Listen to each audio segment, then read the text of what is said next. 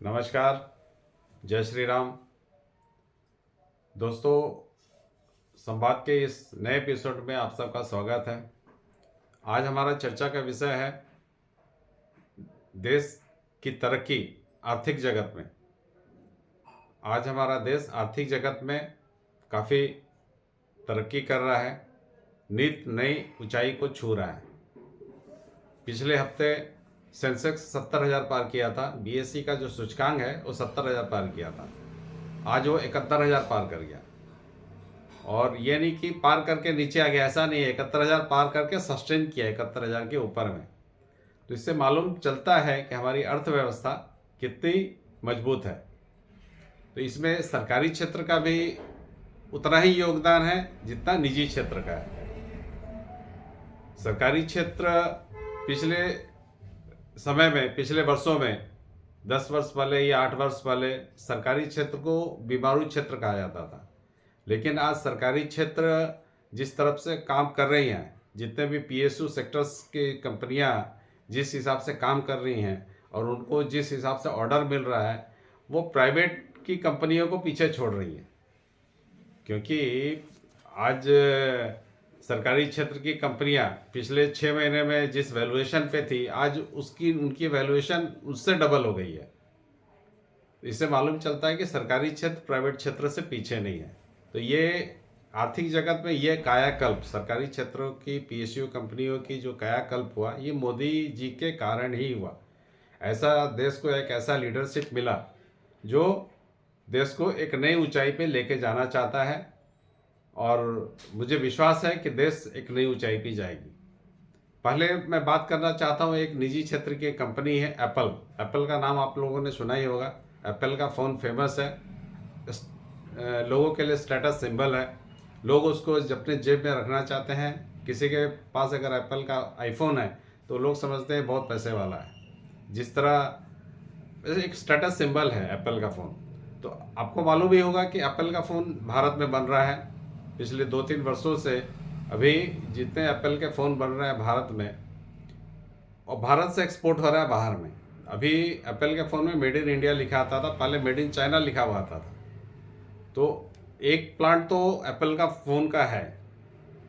Apple क्या करती है, एप्पल खुद फ़ोन नहीं बनाती है। एप्पल अलग अलग कंपनियों को ऑर्डर देती है, वो अपना फ़ोन बनाते हैं। जैसे एक फॉक्सकॉन कंपनी है जो एप्पल का कॉन्ट्रैक्ट मैन्युफैक्चरर है, वो एप्पल के फ़ोन बनाती है। फॉक्सकॉन कंपनी वियतनाम की कंपनी है। तो ये कंपनी का प्रोडक्शन बेस पहले चाइना में था। तो अभी उन्होंने पहला बेस शिफ्ट कर लिया, ऑलरेडी पहला बेस शिफ्ट कर लिया है, जो कि इंडिया में इनका फ़ोन बन रहा है। अब आने वाले 2 वर्षों में इस कैपेसिटी को जस्ट डबल करना चाहते हैं। अभी एप्पल का जो फ़ोन है वहाँ पे करीब 40,000 लोग काम करते हैं। और जो फ़ोन बन रहा, आने वाले 2 वर्षों में क्या होगा, इसका प्रोडक्शन कैपेसिटी डबल होगा। इसमें और 53,000 लोगों को एम्प्लॉयमेंट मिलेगा।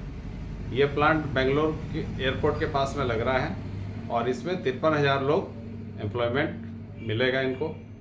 तो इससे मालूम चलता है कि एप्पल प्राइवेट कंपनियों का विश्वास इंडिया पे बढ़ते जा रहा है और चाइना से घटते जा रहा है। तो चाइना से जो भी प्रोडक्शन बेस शिफ्ट हो रहा है, आइदर इंडिया में शिफ्ट हो रहा है, नहीं तो वियतनाम शिफ्ट हो रहा है, फिलीपींस शिफ्ट हो रहा है, मलेशिया, इंडोनेशिया और भी जगहों में शिफ्ट हो रहा है। तो लेकिन मेजर चंक इंडिया में शिफ्ट हो रहा है। क्योंकि कोविड के बाद से जो सप्लाई चेन का चाइना ने 12 बजाया, तो इसका फ़ायदा भारत को होता हुआ दिख रहा है। इसके अलावा जो आईफोन में बैटरी लगती है, वो बैटरी जापान की कंपनी है, लेकिन बनता था चाइना में। कंपनी का नाम है टीडीके। तो वो उनका जो बैटरी मैन्युफैक्चरिंग का बेस है वो भी चाइना से अब इंडिया में शिफ्ट हो रहा है। वो हरियाणा के पास प्लांट लगेगा उसका, टीडीके कंपनी का जो बैटरी बनाएगी वो बैटरी आईफोन में यूज़ होगा। तो इसी तरह अपन देख रहे हैं कि चाइना से जो भी प्लांट है उठ के इंडिया में शिफ्ट हो रहा है। इसमें प्राइवेट क्षेत्र का योगदान है और भारत सरकार इसमें उनको काफ़ी सहूलियत प्रदान कर रही है। इसके लिए पीएलआई स्कीम भी लाया गया है सरकार की तरफ से। इसके कारण ये सारी कंपनियां इंडिया में शिफ्ट हो रही है।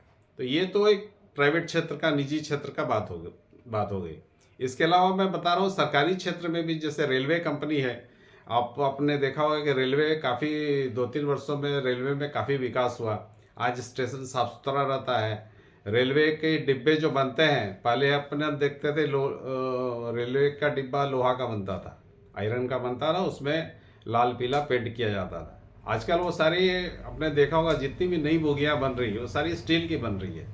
मैंने लगता है कि इंडिया के पास अचानक से इतना सारा पैसा कहाँ से आ गया। स्टील की बोगियाँ, जितनी नए कोच बन रहे हैं सारे स्टील के बन रहे हैं। खैर, ये तो एक बात हुआ।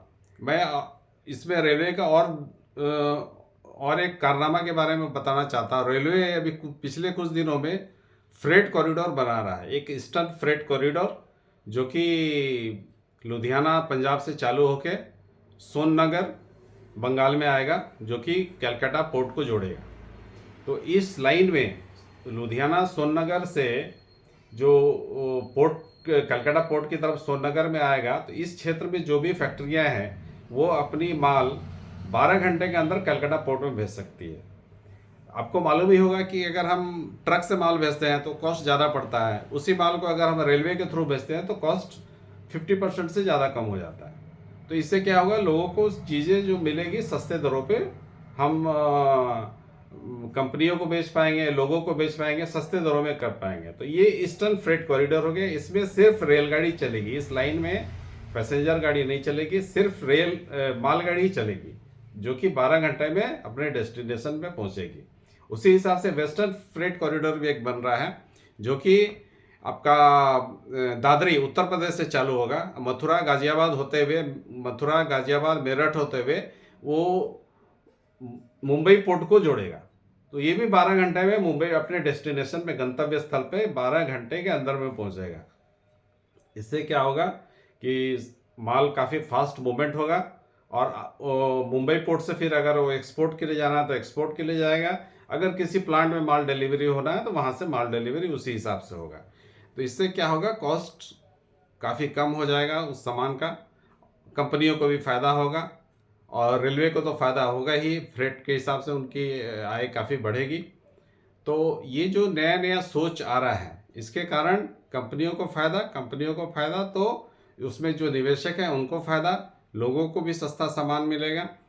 तो इसी हिसाब से मैं देख रहा हूँ कि प्राइवेट क्षेत्र और सरकारी क्षेत्र दोनों मिल के काम कर रहे हैं, और भारत के आर्थिक जगत में जो नई गाथा लिखने जा रहे हैं। जैसे मोदी जी ने बताया कि आज हमारा जो जीडीपी के हिसाब से 5वीं महाशक्ति है, आर्थिक जगत में 5वीं महाशक्ति इंडिया है, 5वां नंबर है। हम इसको 2024 में तीसरे नंबर पे लेके आएंगे। तो मोदी जी ने कहा है, तो जिस हिसाब से अच्छी खबरें आर्थिक जगत से आ रही हैं और सेंसेक्स भी उसी हिसाब से कुलाचे मार रहा है, तो हमको लगता है कि मोदी जी का जो कहा हुआ है वो आने वाले दिनों में सच जरूर साबित होगा। तो फिलहाल दोस्तों इतना ही, धन्यवाद।